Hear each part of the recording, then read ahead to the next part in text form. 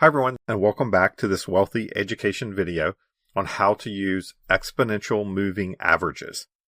The exponential moving average, as we talked about at the end of our last video, can give us a support and resistance level to trade stocks that are moving up in an uptrend or trending down. So let's talk about the exponential moving average. A simple moving average is calculated by adding together prices in a given time frame and dividing by the number of time frames. So a 20-day simple moving average would take the closing price for the last 20 days, add them all together, and then divide by 20. The EMA, or the exponential moving average, is calculated in the same way, except the closer in time frames, so the closer days are given more weight than further out days. So yesterday's closing price would be given more weight than the day before, which would be given more weight than the day before. We can use EMAs in a couple of different ways. We can use an EMA as a support or resistance indicator, or we can use two EMAs with different time frames to get an indicator that will give us a buy and sell signal. And I'll show that to you on a chart in just a moment, but we'll have a fast line, which will be represented by the lower number of time frames, and we'll have a slow line, which will be represented by a higher number of time frames. So for example, we could have a 20-day line, which would be our fast line, and a 50-day line, which would be our slow line. You'll hear of two particular types of moves with an EMA. One is called the golden cross, and the other is called the death cross. The golden cross is when the 50-day exponential moving average crosses above the 200-day exponential moving average. And the death cross is the opposite. It's when the 50-day EMA crosses down below the 200-day EMA. And these are two types of crosses that are paid particular attention to with the S&P 500 or the Dow Jones Industrial Average. But they can also come into play in individual stocks. So let's look at the EMA on a stock chart. Let's use a chart of Wells Fargo to demonstrate how we will use the exponential moving average. So we type in WFC in the upper left, and that gives us Wells Fargo. We move over to indicators, type in EMA.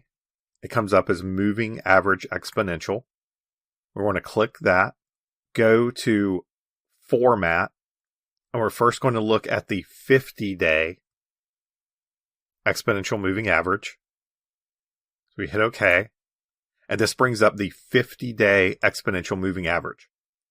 With the exponential moving average, we want to be short or not long the stock when it's trading under the exponential moving average, and we want to be long the stock when it's trading above the EMA. So if we start at the beginning of the chart, we see the stock is below the 50-day exponential moving average, and it's in a downtrend. I'll add a downtrend line here. And it's below the EMA. So we'll use the EMA as our support and resistance level. When the stock moves above the EMA,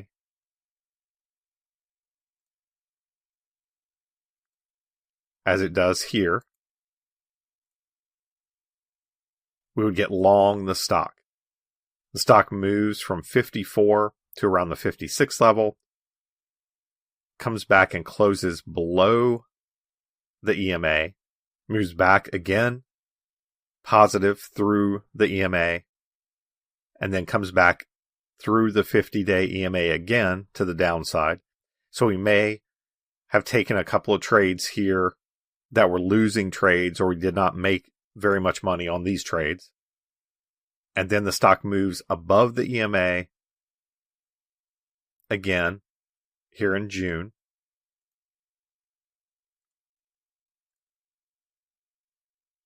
Closes above the EMA in July, so we're still above and we're still long the stock. And we get a move from around the 55 level up to around 59 before the stock gives us a sell signal here in September, and then Wells Fargo moves to the downside. So we can see in the uptrend, the stock is generally above the EMA, and then as the stock crosses to the downside, we get a downtrend in the stock. So that's how we would use a single EMA to give us a signal as to whether the stock is moving up or down. Now, let's change our EMA. We're going to go to Format again, and we're going to use a 10-day EMA, which is going to be our fast line. We're going to add another EMA. So go back to Indicators, type in EMA again, click on Moving Average Exponential, and for our second EMA, which is going to be blue, we're going to make that a 20-day EMA.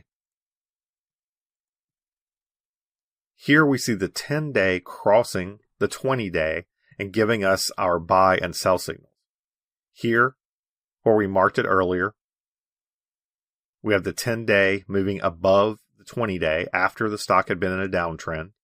It stays above the 20-day until June. We get a cross to the downside, and then another cross to the upside as the stock is in an uptrend here. So by using two different EMAs, we get a little clearer signal as opposed to just using the single EMA by itself. And as we can see here, the 10-day crossing the 20-day to the downside would have given us a signal that the stock was moving into a downtrend, or that we would not want to be long the stock.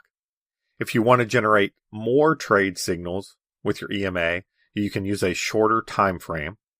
So in this case, we're using a 10-day and a 20-day, but you can use a 5-day and a 10-day, and you would get more buy and sell signals. And if you want fewer buy and sell signals because you're trading on a longer time frame and you don't want to move in and out of the stock as regularly, then you would use a larger time frame. So you could use a 20-day and a 40-day, and it would give you fewer buy and sell signals in the stock. So that's how we use the single EMA as well as the combined two time frame EMA in the stock of Wells Fargo. Thanks for watching this video on the exponential moving average.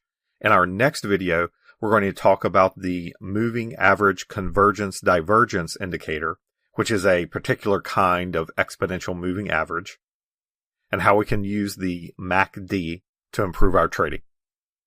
Thanks for watching this video, and I look forward to seeing you in the next video.